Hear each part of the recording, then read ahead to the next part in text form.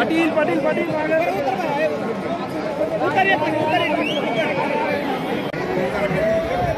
Gate बंद आहे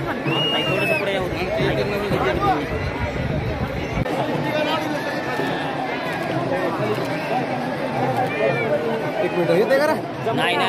थोडं मागे तर पाहू ना थोडं मागे जरा पडला थोडं कोपऱ्यात घ्या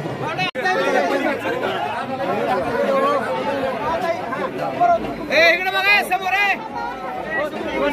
इकडे समोर बघा शिंदे चला झालेला महाराष्ट्राला पाहिजे भुजबळांचं नाव नाशिकसाठी कुठेतरी पुढे येतं त्यांनी माघार घेतलेली काय कारण असू शकतं काय वाटतं? नाही मी सांगितलं नव्हतं मला मी राजकारणात खऱ्यानंच नाही राजकारणात नसल्यामुळं कोण उभा राहिला आहे कोणाला पाडा हे मी सांगितलं नाही समाजाला मी प्रामाणिक आहे आता गैरअर्थ काय काढायचे ज्याचा त्याचा प्रश्न आहे मी कोणालाच पाठिंबा दिलेला नाही माझ्या समाजानेही दिलेला नाही आम्ही अपक्ष उमेदवार राज्यात एकही उभा केलेला नाही ना युतीला पाठिंबा दिला ना महाविकास आघाडीला आमच्यासाठी माझ्यासाठी तरी किमान सगळे सारखे पण मात्र एक खरे समाजाने मताची भीती वाटली पाहिजे म्हणून कोणालाही पाडा कोणालाही निवडून आणा पण पाडणाराला असं पाडा